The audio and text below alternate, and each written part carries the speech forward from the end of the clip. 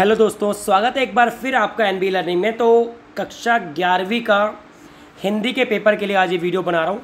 Last video बनाई थी जो कि आपकी पॉलिटिकल साइंस की पेपर के लिए थी और काफ़ी अच्छे प्रश्न हमारी इस वीडियो में से आए थे। तो आज भी उम्मीद करते हैं कि इस वीडियो के बाद आपको हिंदी ग्रामर और उसको कैसे करना है वो सब सीख जाओगे। आपको मैं क्वेश्चन समझाऊंगा, साथ में क्वेश्चन करने के तरीके भी समझाऊंगा। तो वीडियो को अंत तक देखें, अपने साथियों के साथ शेयर करें ताकि आप और आपके साथियों के अच्छे नंबर परीक्षा में आए। तो 2 घंटे का पेपर होगा, 40 नंबर का पेपर होगा। बढ़ते हैं पहले प्रश्न की ओर। तो आपने सिलेबस तो देख लिया होगा। सिलेबस में कार्यालय लेखन, रचनात्मक लेखन से 17 नंबर का परीक्षा में आएगा, यानी ग्रामर में से आपका 17 मार्क्स का आ रहा है। तो बहुत ही ज़्यादा है, यानी किसी ने ग्रामर ही करके आ गया 40 में से तो पास है। ठीक है, तो पहला प्रश्न है, ध्यान से इस प्रश्न को समझना है। ठीक, निम्नलिखित दिए गए 2 शीर्षकों में से, यानी आपको 2 टॉपिक दिए रखे हैं, किसी एक पर 150 शब्दों में दृश्य लिखिए। तो दृश्य लेखन से आप सब परिचित होंगे, आपके विद्यालय में करवाया गया होगा। अगर अभी तक नहीं करवाया गया तो डरने की कोई बात नहीं, मैं आपको समझाऊंगा दृश्य लेखन होता क्या है। तो पहले टॉपिक समझ लेते हैं हम। साप्ताहिक बाजार का दृश्य, वैवाहिक समारोह में विदाई का दृश्य। दृश्य लेखन बेटा वह होता है जो आप लाइव देखते हो, जैसे मैच के दौरान कमेंटेटर कमेंट्री करता है कि विराट कोहली ने शानदार चौका मारा, फील्डर पकड़ने के लिए दौड़े। उसी प्रकार दृश्य लेखन में भी कुछ इसी तरीके से हमें शब्दों का चयन करना होता है। चलो मैं आपको ग्रामर के पोर्शन में ले आता हूँ इस क्वेश्चन से, और इस क्वेश्चन को ग्रामर देखने के बाद आप दृश्य लेखन बहुत बढ़िया तरीके से बना लोगे। तो आगे बढ़ते हैं। तो बेटा देखो, एक ग्रामर की पुस्तक में से मैंने बताया कि विद्यार्थी दृश्य लेखन की गंभीरता को समझे, क्योंकि अपने विचारों, भावों और कल्पना को अभिव्यक्त करने का माध्यम है। कोई रटना नहीं है आपको, कोई अपने साथी का देखना नहीं है, जो आपको लिखवाया गया वो याद करना नहीं, आपको अपने विवेक से, अपने ज्ञान से लिखना है। तो कैसे लिखोगे, कुछ बातें ध्यान रखोगे तो लिख लोगे। सबसे पहले 100 से 150 शब्दों के बीच होनी चाहिए।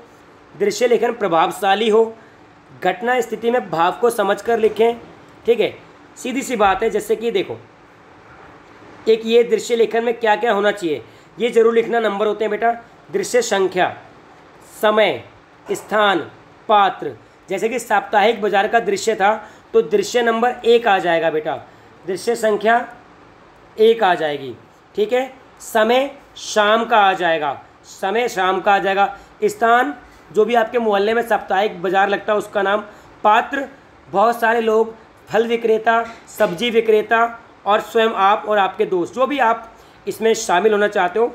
जैसे फिल्मों में लिखते नहीं, स्टोरी राइटिंग करते हैं, उसी प्रकार दृश्य लेखन भी उसमें। और लास्ट के बाद जब पूरी हो जाए तो कट तो वैसे कभी होता नहीं, क्योंकि कभी भी दृश्य लेखन एक एपिसोड में आता नहीं है, तो कट 2 लिख सकते हो आप। मैं आपको एक दृश्य लेखन दिखाता हूँ कैसे लिखा है। जैसे कि चुनावी रैली का दृश्य है बेटा, चुनावी रैली का दृश्य आपको लिखना है। तो सबसे पहले होता है दृश्य नंबर।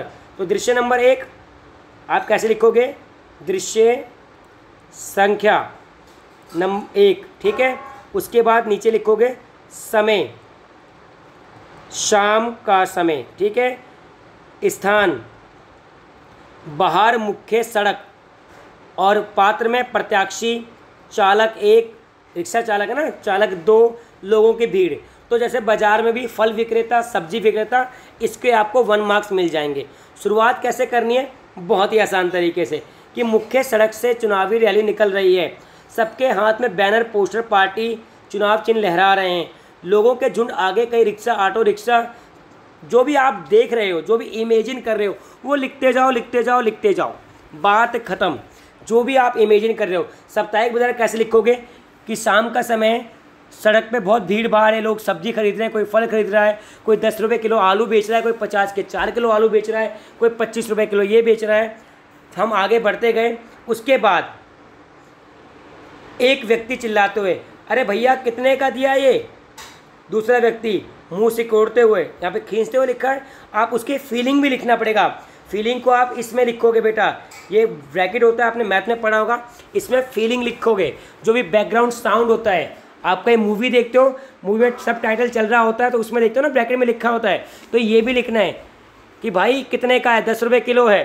फिर रास्ते से गाड़ी हॉर्न बजाते हुए आती हुई, सबको डिस्टर्ब करती हुई, उसके बाद भैया 15 रुपये का ले लो ना, ठीक है। इस तरीके से आपको ये सारा लिखना है, 150 शब्दों में, ज़्यादा बड़ा नहीं लिखना। और उसके बाद धीरे धीरे हम आगे बढ़ते गए और घर पहुंचते गए। कट टू लिख देंगे। कट टू का मतलब हम और भी लिख सकते हैं, लेकिन अभी जितना बोला गया उतना लिखा है। तो दृश्य लेखन कुछ इस तरीके से होता है। चलो एक और दिखा दूँ आपको मैं, सड़क दुर्घटना का दृश्य लेखन।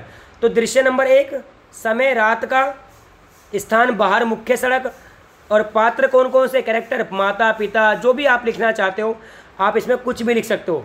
31 दिसंबर की रात, सड़क पर वाहनों की खूब आवाजाही है, लोग हॉर्न बजा के नाचते गाते जा रहे हैं, कोई सच के जा रहा है, कोई गुब्बारे बेच रहा है, कुछ भी लिख दो आप। धड़ाम जोरदार तेज टक्कर की आवाज़ आते हुए, नेहा के पापा तेज़ी से ब्रेक लगाते हुए, अरे ये क्या हुआ, वही मोटर बाइक तेज़ी से आते हुए। तो इस तरीके से आपको डायलॉग लिखने हैं। समझ में आया? तो क्या क्या मेन पॉइंट है बेटा दृश्य लेखन में? सबसे पहले दृश्य संख्या लिखनी है आपको, समय लिखना है, स्थान लिखना है, कैरेक्टर किस कौन कौन से हैं, जब ज़्यादा कैरेक्टर तो भीड़ लिख दो, ठीक है। उसके बाद कट या कट टू का प्रयोग करना है एंड पे। दृश्य लेखन बहुत छोटा होना चाहिए भाई, एपिसोड लंबा होगा तो मज़ा कैसे आएगा, छोटा होगा तो मज़ा आएगा ना, उसी प्रकार। तो बेटा अब आ गए हम अपने टॉपिक पे। सो साप्ताहिक बाजार का कैसे लिखेंगे? पहले लिखेंगे दृश्य। तो दृश्य नंबर 1, ठीक है, समय बाजार शाम को लगता है, शाम का समय। उसके बाद क्या होता है, जगह या कि, ठीक है, तो लिखेंगे बाहर सड़क पे। स्थान होता है, स्थान बेटा, स्थान कहाँ पर है ये। उसके बाद पात्र क्या है, वही फल विक्रेता, सब्जी विक्रेता आदि। तो शाम का दृश्य, लोग भीड़ भाड़ भरी गलियों में जा रहे हैं, लोग ऊंची ऊंची आवाज़ में चिल्ला रहे हैं, सब्जी ले लो, ब्रैकेट में लिख सकते हो, 5 रुपये किलो आलू, 10 रुपये किलो टमाटर, ये सब लिख सकते हो आप। सेम अथवा यानी वैवाहिक समारोह विदाई, ये बहुत आसान है कि सभी लोग पार्टी में आए, वही दृश्य लिखेंगे पहले। दृश्य नंबर 1, ठीक है, समय सुबह का या रात का, जो भी लिखना चाहो। विदाई, तो सभी लोग खा पी के मस्त हो रखे हैं, दूल्हा दुल्हन ने फेरे लिए, अब विदाई का समय आ गया है, सभी की आंखों में नम नम आंसू है। दूल्हे के लड़की के पिताजी बोले, अब बेटी आंखों में आंसू भरते हुए कि बेटी की विदाई का समय आ गया है। तो ऐसे ऐसे शब्द लिखने हैं आपको, ठीक है। 4 में से 4 नंबर पक्का मिलेंगे, टेंशन मत लो, रट्टा बिल्कुल नहीं मारना, कुछ भी आ जाए। दृश्य लेखन मतलब जो आप लाइव देख रहे हो उसको शब्दों में लिखना, कमेंट्री करना, ठीक है। अगले प्रश्न की ओर बढ़ते हैं। दिल्ली विद्युत बोर्ड में कंप्यूटर ऑपरेटर, तो दिल्ली विद्युत बोर्ड में कंप्यूटर ऑपरेटर के कुछ पद रिक्त हैं। आपको पत्र आएगा बेटा, कौन सा आएगा कि अपनी नौकरी के लिए आपको पत्र लिखना है कि आपके एक नौकरी निकली है, विज्ञापन निकली है समाचार पत्र में, आप उस नौकरी के लायक हो, तो आपको पत्र लिखना है। किसके लिए? आवेदन पत्र कहते हैं उसे। अपनी योग्यताओं का उल्लेख करते हुए इस पद पर नियुक्ति पत्र पर आवेदन करें। तो किसमें? दिल्ली विद्युत बोर्ड में कंप्यूटर ऑपरेटर का पद रिक्त है, ठीक है। तो कैसे लिखेंगे इसको? तो लिखने का तरीका बता रहा हूँ, ध्यान से कॉपी लेके बैठ जाए, नोटबुक लेके बैठ जाए, वीडियो को ध्यान से देखें, आपका हो जाएगा, ठीक है। नीचे वाला नहीं आएगा वैसे, क्योंकि मेन आपका इस बार आएगा, जो परीक्षा में आएगा वो आवेदन पत्र ही आएगा। तो आवेदन पत्र के लिए आपको तरीका बता रहा हूँ कैसे करना है, आता है ग्रामर की बुक में। तो बेटा पत्र लिखने से पहले बता दूं कितने कितने अंक का कैसे कैसे मिलेगा। अगर आप प्रेक्षक यानी अपना पता, जो भी भेजता पत्र उसका पता, दिनांक, प्राप्त करने वाले का पता, पद, विषय, संबोधन यानी महोदय आदि, धन्यवाद आदि लिखते हो तो 1 नंबर मिलेगा। तो 1 नंबर बेटा किसका है? प्रारूप का। प्रारूप का कितना है? 1 नंबर। जो आप उसमें विषय लिखते हो, विषय यानी कि जो भी उसके अंदर कंटेंट में लिखते हो महोदय के बाद, वो 3 नंबर का है। और अगर आप स्पेलिंग की कोई गलती नहीं करते तो 1 नंबर। 5 नंबर आने बहुत आसान है। इस प्रारूप को देख लो, इस वीडियो को देख लो, 5 नंबर पक्का आने आपके। तो ये होता है, सबसे पहले होता है भेजने वाले का पता। जैसे लिखता है ना कि आप राम हो या रानी हो, राम या रानी हो, जो कि लाजपत नगर में रहते हो, लाजपत नगर में आपका रहते हो, आपको एक कंपनी में पत्र लिखना है। जैसे भी आता है ना कंप्यूटर ऑपरेटर के लिए दिल्ली विद्युत बोर्ड में पत्र लिखना है, ठीक है। तो आपका पता यहाँ आएगा, 1 लाइन छोड़ के दिनांक। अगर आपका पता पत्र में ना हो, प्रश्न पत्र में, तो परीक्षा भवन, परीक्षा भवन आएगा। परीक्षा भवन के नीचे लिख देना नई दिल्ली या दिल्ली, जो भी लिखना चाहो। उसके बाद 1 लाइन छोड़ के दिनांक, यानी दिनांक वर्ड मत लिखना, सीधा लिखना 21 मई या अप्रैल 2022, ठीक है। समझ में आ रहा है? अभी दिखाऊंगा आपको। प्राप्त करने वाले का पता, विषय यानी किस विषय, विषय के बहुत ज़रूरी मान्यता है इससे पता चलता है कि किस बारे में आप पत्र लिख रहे हो। ठीक है, आगे बढ़ते हैं। फिर संबोधन, महोदय जो भी लिखना चाहो। पत्र का विवरण 3 नंबर का है बेटा ये। समापन, हस्ताक्षर, संलग्नक। देखो जैसे कि एक फॉर्मेट है, इस फॉर्मेट को रट लो, कोई भी पत्र आए आप इसको लिख देना। तो सबसे पहले नियुक्ति आवेदन का प्रारूप, सबसे ऊपर अपना पता आता है। अगर अपना पता ना दे रखा हो तो परीक्षा भवन नई दिल्ली, उसके बाद दिनांक एक लाइन छोड़ के अब किसको लिखना है, सेवा में करके जिसको भी लिखना हो भाई, प्रधानाचार्य को लिखना है, प्रबंधक को लिखना है, सचिव को लिखना है, निदेशक को। तो विद्युत बोर्ड में किसको लिखना था, प्रबंधक को लिखना था। तो सेवा में प्रबंधक कहाँ का है वो, दिल्ली विद्युत बोर्ड का। भाई देखो जिसको पत्र लिखते हैं उसका पता भी तो लिखते हैं, दिल्ली विद्युत बोर्ड नई दिल्ली, महोदय विषय। तो जो भी अखबार का नाम लिखना चाहो कि दैनिक जागरण में दिनांक लिखना जरूरी है, और पेपर से 2 दिन पहले की डेट डालना। दिनांक को प्रकाशित विज्ञापन से ज्ञात हुआ कि आपके विभाग यानी जो भी इसके दिल्ली विद्युत बोर्ड है या जो भी विभाग का नाम है, स्कूल का नाम है, जहाँ भी भर्ती निकली हो उसका नाम यहाँ आएगा बेटा। मैं जो भी पद है कि पद रिक्त हैं, मैं स्वयं को इस पद के उम्मीदवार के रूप में प्रस्तुत कर रहा हूँ अथवा कर रही हूँ। मैं आपको आश्वस्त करती हूँ या विश्वास दिलाता हूँ कि यदि आप मुझे अवसर देंगे तो मैं अपना कार्य पूर्ण लगन, परिश्रम, निष्ठा से करूँगा या करूँगी।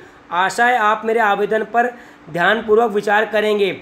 मैं अपने, ये लाइन लिखनी जरूरी है, मैं अपने शैक्षिक योग्यताओं, कार्य अनुभव आदि विवरणों को सहित अपना सवृत्त यानी कि बायोडाटा संलग्न कर रहा हूँ। भवदीय, देखो बेटा मैंने बहुत मिनिमाइज कर दिया है। तो ये फॉर्मेट है बेटा, इस फॉर्मेट का स्क्रीनशॉट ले लो, इसको याद करके जाना है। ठीक है, इसको लिखने के बाद भवदीय जो भी आपका नाम हो, संलग्नक जरूर वर्ड लिखना है, शैक्षिक व अन्य योग्यताओं की प्रतिलिपियाँ। पत्र अभी एंड नहीं हुआ है, पत्र अभी शुरू हुआ है। उसके बाद आपको सवृत्त लिखना है यानी कि बायोडाटा। बीच में आप बायोडाटा लिखोगे, सबसे पहले नाम आता है, पिता का नाम, जन्म तिथि, स्थायी पता। शैक्षणिक योग्यताएं हमेशा छोटे शुरू करनी है, जैसे कि 10वीं, पहले आप ये बॉक्स बना लेना अपनी उसमें पेंसिल से। उसके बाद संख्या, 10वीं पास करी, अपने स्कूल का नाम, किस साल पास करी, 2007 में करी, मान लो 80% आया आपके। 12वीं और 10वीं में 2 साल का अंतर भी चाहिए। विद्यालय का नाम तो 2009, क्योंकि 10वीं 12वीं के बीच 2 साल का अंतर होता है। परसेंटेज, स्नातक मतलब होता है ग्रेजुएशन, बीए जो भी आप करते हो ना 12वीं के बाद कॉलेज कोर्स, वो 3 साल का होता है। तो 3 साल का गैप यानी 2012 आएगा यहाँ पे, और जो भी कोर्स आपने किया है। व्यावसायिक योग्यता, आप कंप्यूटर के लिए आवेदन कर रहे हो तो डिप्लोमा इन कंप्यूटर एप्लीकेशन। भाई जिस पद के लिए आप फॉर्म भर रहे हो, लिख रहे हो, उसका नाम तो लिखोगे। एक्सपीरियंस भी लिख दो कि 5 महीने मैंने यहाँ पे काम किया। अन्य रुचियों में लिख दो कि भाषा ज्ञान, हिंदी, अंग्रेजी। 2 व्यक्तियों का संपर्क भी लिखना है। चलो मैं आपको एक पत्र भरा सिखाता हूँ। ये देखो बेटा, दिल्ली विद्युत बोर्ड वाला दिखाता हूँ। जैसे कि कोई अस्पताल है, इसमें कंप्यूटर ऑपरेटर का पद रिक्त है, तो परीक्षा भवन नई दिल्ली, समझ में आ गया। दिनांक शब्द नहीं लिखना, सीधा डेट डालनी है। सेवा में या प्रतिवर्ष लिख देना, प्रतिवर्ष जरूर लिखना है, प्रति करके। प्रबंधक, ठीक है। विषय, कंप्यूटर ऑपरेटर के पद के लिए आवेदन। महोदया, दैनिक जागरण में दिनांक 2 जनवरी को प्रकाशित विज्ञापन से कि मैं इस अस्पताल में कुछ पद रिक्त हैं, मैं स्वयं को इस पद के उम्मीदवार के रूप में प्रस्तुत कर रही हूँ। मैं आपको आश्वस्त करती हूँ कि आप मुझे अवसर देंगे तो पूर्ण लगन, परिश्रम, निष्ठा से कार्य करूँगी। आशा है आप मेरे आवेदन पर ध्यानपूर्वक विचार करेंगे। मैं अपने शैक्षिक योग्यताओं, कार्य अनुभव का विवरण संलग्न कर रही हूँ। इतना करने के बाद ये देखो, ठीक है, इस तरीके से आपको बनाना है, तभी आपको 4-5 में से 5 नंबर मिलेंगे। तो इस तरीके से आपको पत्र लिखना है। आगे बढ़ते हैं। अब आपको सिखाऊंगा प्रतिवेदन लेखन। प्रतिवेदन लेखन होता है कि रिपोर्ट से ही थोड़ा अपग्रेड वर्जन होता है, क्योंकि रिपोर्ट में हम सामान्य जानकारी लिखते हैं, प्रतिवेदन में मेन जानकारी लिखते हैं। तो क्या है, महिलाओं पर होने वाली घरेलू उत्पीड़न से संबंधित जांच समिति का प्रतिवेदन। अब आपको मैं प्रतिवेदन समझाता हूँ लिखते कैसे हैं। ध्यान से देखेंगे इस वीडियो को देखने के बाद 17 में से 17 नंबर ग्रामर के तो आने ही आने आपके। आगे बढ़ते हैं। तो बेटा प्रतिवेदन के बारे में भी प्रश्न आ सकता है कि प्रतिवेदन प्रति उपसर्ग और विद धातु के योग से बना है। इसका अर्थ है पूरी जानकारी। तो प्रतिवेदन में पूरी जानकारी दी जाती है बच्चों। प्रतिवेदन से अभिप्राय है अनुभव से युक्त विभिन्न तथ्यों का विस्तृत लेखा जोखा, यानी अपने एक्सपीरियंस से विभिन्न जो तथ्य हैं, विभिन्न जो जानकारी, उनका लेखा जोखा ही प्रतिवेदन कहलाता है। कई बार बच्चे रिपोर्ट और प्रतिवेदन को सेम समझ लेते हैं, तो गलती नहीं करनी। रिपोर्ट का मतलब होता है सामान्य विवरण से, जबकि प्रतिवेदन का मतलब है किसी घटना, कार्य योजना इत्यादि का अनुभव तथ्यों से परिपूर्ण विवरण, ठीक है, जो लिखित में होता है। रिपोर्ट मौखिक भी हो सकता है, लेकिन प्रतिवेदन लिखित ही होता है, ठीक है। और इसमें प्रतिवेदन में सामने निष्कर्ष, सुझाव, संस्तुतियाँ भी दी जाती हैं। प्रतिवेदन 2 प्रकार के होते हैं, मैं आपको दिखाता हूँ कैसे कैसे होते हैं। तो सबसे पहले प्रतिवेदन में कुछ बातों का ध्यान रखना चाहिए। पहले रूपरेखा बना लेनी चाहिए, तथ्यों का संकलन करना चाहिए, विवेक और निष्पक्ष अध्ययन होना चाहिए, विचारों की प्रामाणिकता, यानी क्या लिखना चाह रहे हो आप मन में उसका फॉर्मेट बना लो। तथ्य, क्या क्या बातें लिखना चाह रहे हो वो सोच लो पहले, यानी कि लिखना शुरू हो गए और आपको आता ही नहीं। विषय केंद्रित होना चाहिए, सही निर्णय लेना चाहिए और ज़्यादा एक्स्ट्रा बड़ा नहीं करना आपको। मैं कुछ दिखाऊंगा तो आपको समझ में आ जाएगा। ये कुछ प्रश्न है। प्रतिवेदन क्या होता है? किसी भी विषय वस्तु का अनुभवपूर्ण, विवेकपूर्ण, तथ्यात्मक विवरण, ठीक है। इसमें अंतर क्या होता है? साधारण होता है, ये विवेकपूर्ण होता है। तो ये क्वेश्चन आप कर लोगे। ध्यान से इस वीडियो को स्क्रॉल करना, पढ़ते जाना साथ साथ। तो एक प्रतिवेदन देखो बेटा, जैसे विद्यालय के शैक्षिक विकास उन्नति को ध्यान में रखते हुए प्रधानाचार्य ने एक समिति का गठन किया। क्वेश्चन क्या था कि महिला उत्पीड़न के विरुद्ध, महिला उत्पीड़न को कम करने के लिए समिति, क्वेश्चन इतना पेपर में, उत्पीड़न को कम करने हेतु समिति। तो आप फोकस करो इस टॉपिक पे। जांच व अध्ययन के पश्चात समिति की ओर से प्रतिवेदन प्रस्तुत कीजिए। आपको टॉपिक कोई भी आए, फॉर्मेट सेम रहेगा कि विद्यालय के शैक्षिक विकास उन्नति के लिए एक समिति बनाई गई।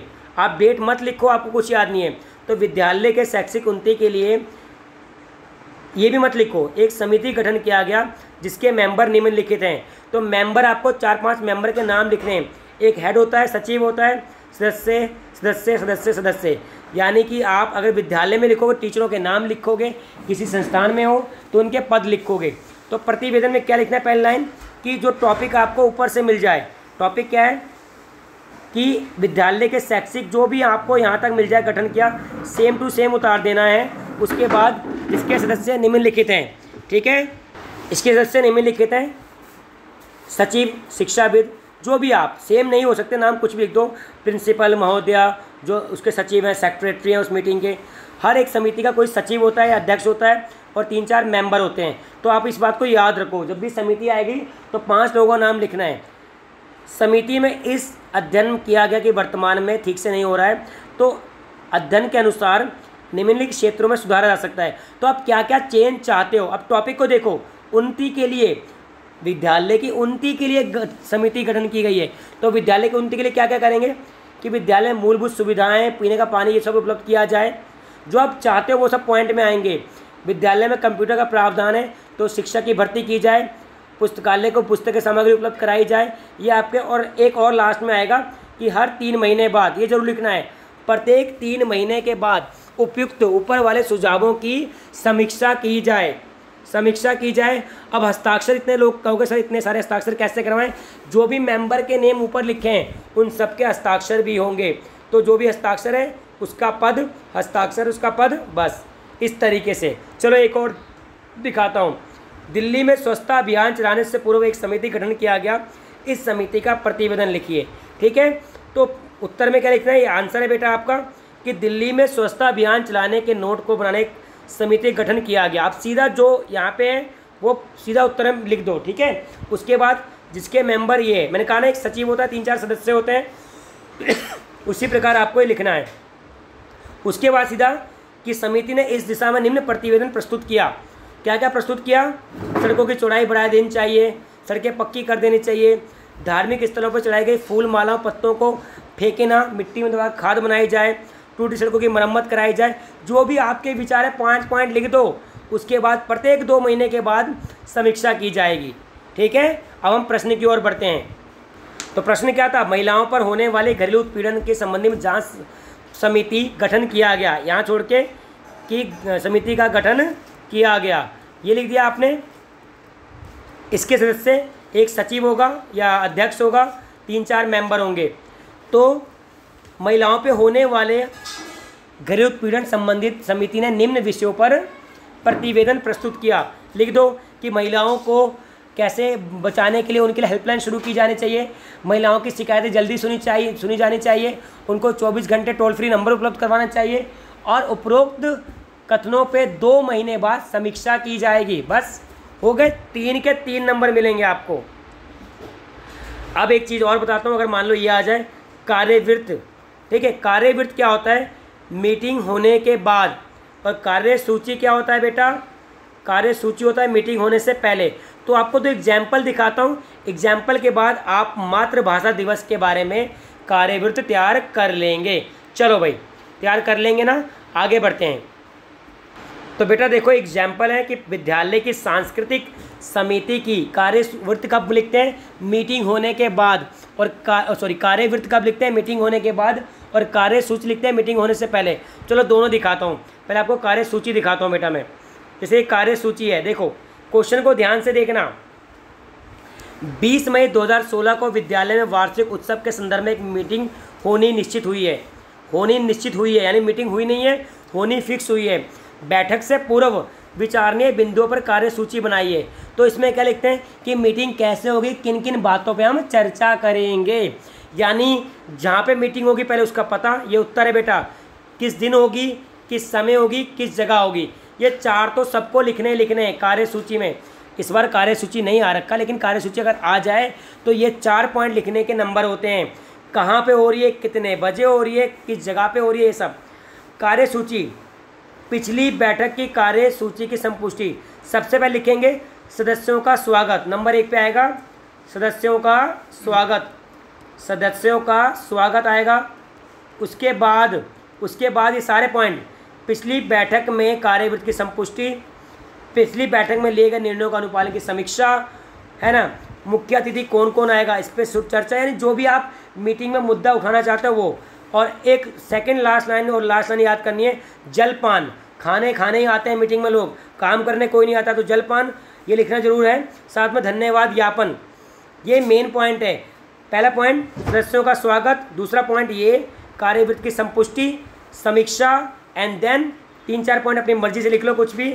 उसके बाद जलपान, धन्यवाद ज्ञापन, हस्ताक्षर। मीटिंग कौन लेता है? सचिव लेता है हमेशा, सचिव।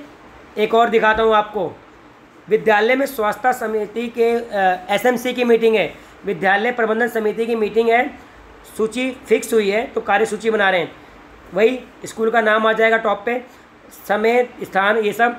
देखो, समिति के मेंबरों का स्वागत, पिछली बैठक के कार्यवृत्त की संपुष्टि। ये 2 लाइन याद कर लो बेटा, ये 2 लाइन याद करनी है अगर कार्यसूची आ जाए तो, ठीक है। इसके बाद इस पर चर्चा, किस पे चर्चा, जो करना कर लेना। लास्ट में जलपान, धन्यवाद ज्ञापन और हस्ताक्षर सचिव के। तो ये आपकी कार्यसूची थी। अब कार्यवृत्त पर आओ। आपने मीटिंग कर ली, सब कुछ कर लिया, लेकिन अब क्या निर्णय निकला? तो हम लिखेंगे पास्ट टेंस में कि विद्यालय में जो समिति की बैठक का कार्यवृत्त, हेडिंग डालेंगे, विद्यालय में जिस भी टॉपिक पे मीटिंग हुई है उसका कार्यवृत्त कि दिनांक 26 को बैठक संपन्न हुई। संस्कृति समिति की बैठक की अध्यक्षता, ये होता है ना, अध्यक्षता कौन कर रहा है? प्रधानाचार्य ने करी। इसमें भाग लेने वाले मेंबर्स के नाम, तो वही बात है, 5-6 मेंबर्स के नाम लिखने। कार्यवाही का आरंभ अध्यक्षा द्वारा अपने मेंबरों का स्वागत द्वारा किया गया। फिर पिछले अनुभवों से अवगत कराया। इसके बाद सामान्य चर्चा की गई। किन किन बातों पर चर्चा हुई कि पहले पिछली वाली बैठक में क्या काम था, अब हुआ कि नहीं हुआ, पिछली बैठक में लिए गए निर्णय पूरे हुए कि नहीं हुए, आगे हमने क्या क्या किया, ये टीचर ये काम करेगा, वे टीचर ये काम करेगा, फलांग ढिकान। और लास्ट में अगली बैठक की डेट भी लिखनी है कि अगली बैठक इस तारीख को होगी। फिर हस्ताक्षर किस किस के होंगे? जो 3 मेंबर के हस्ताक्षर होते हैं मीटिंग में हमेशा, और एक सचिव के, ठीक है। तो इस तरीके से आपका क्या है, एक और दिखाता हूँ कार्यवृत्त। सर्वोदय विद्यालय अशोक विहार में एक खेल कूद प्रतियोगिता की मीटिंग हुई। तो वही कि इस दिन की मीटिंग हुई, इसमें ये लोग शामिल हुए, क्लियर है। तो सभी सदस्यों का स्वागत किया गया, निर्णय लिए गए, बैठक में बताया गया कैसे खेलकूद किया गया और कैसे इसका आयोजन करेंगे, कब होगा, कितना प्राइज़ देंगे। अंत में लिखेंगे बैठक के अंत में धन्यवाद ज्ञापन दिया गया। खत्म। तो बेटा अब आपको आ गया होगा। अब परिपत्र या सर्कुलर क्या होता है? परिपत्र या सर्कुलर सरकारी संस्थान द्वारा जारी किए जाते हैं। सरकारी या किसी भी संस्थान द्वारा जारी किए जाते हैं सभी लोगों के लिए, द्वारा जारी किए जाने वाला आदेश, जारी किया जाने वाला आदेश 2 नंबर का है तो 2 पॉइंट लिखेंगे। ठीक है, तो परिपत्र सर्कुलर क्या होता है? किसी भी संस्थान द्वारा सभी लोगों के लिए, उस संस्थान से संबंधित सभी लोगों के लिए जारी किया जाने वाला सरकारी आदेश को परिपत्र या सर्कुलर कहते हैं। अनुशंगणिक टिप्पणी, कमेंट किसे कहते हैं? कमेंट तो आपको पता होगा। अब हम कुछ क्वेश्चन पे आते हैं कि एक अच्छे प्रतिवेदन लिखने के लिए क्या चाहिए? उसकी जानकारी, रूपरेखा बनाना, अच्छे शब्दों का चयन करना, है ना, उसका विस्तार से बचना, सही निर्णय, अनुभव का प्रयोग करना। और अगला क्वेश्चन है कि पटकथा लेखन में कंप्यूटर की भूमिका। पटकथा क्या होता है? जिसको इंग्लिश में स्क्रीन प्ले कहते हैं, यानी पर्दे में दिखलाई जाने वाली कहानी के बारे में लिखना पटकथा लेखन कहलाता है। और कंप्यूटर से क्या हुआ है कि आराम से गलत को हटा सकते हैं, एडिट कर सकते हैं ना, और ऐसे सॉफ्टवेयर बन गए कि हम बोलेंगे और टाइप हो जाएगा। तो ये आपके ग्रामर के कुछ पार्ट थे, और भी मैं कुछ पार्ट बता रहा हूँ। बुक का तो कुछ नहीं करना, हर चैप्टर की जो भी चैप्टर आ रहा है उसकी कहानी पढ़ लो। एक दिन में कहानी पढ़ लोगे, सबकी कहानी पढ़ लो, और जितने प्रश्न आए जितने नंबर का उतने पॉइंट लिख दो, आपको पूरे नंबर मिल जाएंगे। चलो ग्रामर के कुछ और बातें बताता हूँ आपको मैं। तो बेटा ये पटकथा के बारे में है, ये दिल्ली सरकार ने जारी किए सपोर्ट मटेरियल, उसमें मिल जाएगा आपको। सारे अच्छे पॉइंट दे रखे हैं, कहीं नहीं जाना आपको। एडुडेल की साइट में जाओ, एडुडेल की साइट में जाके आप एकेडमिक में जाओगे, वहाँ पे सपोर्ट मटेरियल मिल जाएगा, डाउनलोड कर लो। तो इसके बारे में पढ़ना है कि पटकथा 2 शब्दों से मिलकर बना है, पट जमा कथा। ये क्यों कह रहा हूँ मैं आपको? क्योंकि कुछ प्रश्न भी तो आ रहे हैं, ग्रामर का कर लोगे लिखने वाला, लेकिन इनके बारे में पूछ लेगा तो कैसे लिखोगे? तो पटकथा का मतलब है दूरदर्शन या बड़े पर्दे पर दिखाई जाने वाली कहानी को पटकथा कहते हैं। इंग्लिश में स्क्रीन प्ले भी कहते हैं इसे। ठीक है, तो पटकथा का स्रोत क्या है, कैसे लिखते हैं भाई? किसी भी बारे में जानकारी, कोई घटना, जैसे KGF चैप्टर 1 चैप्टर 2, कोई स्टोरी है सोची हुई कल्पनाशीलता की, तो कोई भी हमारी ज़िंदगी का हिस्सा हो, इतिहास की कहानी हो, कोई किस्से हो, कोई भी टॉपिक हो, उस पर आप पटकथा लिख सकते हैं। इसमें क्या क्या होना ज़रूरी है बेटा? कैरेक्टर, पात्र, नायक, हीरो हीरोइन होना ज़रूरी है, द्वंद्व यानी टकराव होना ज़रूरी है, अलग अलग घटना स्थल होना ज़रूरी है, इसमें अलग दृश्य भी होते हैं। नाटक के दृश्य लंबे होते हैं लेकिन फिल्म के छोटे। तो नाटक पटकथा में बस अंतर इतना है कि नाटक लंबे समय के लिए होता है, जैसे सीरियल हो गया, पटकथा फिल्म के लिए होती है।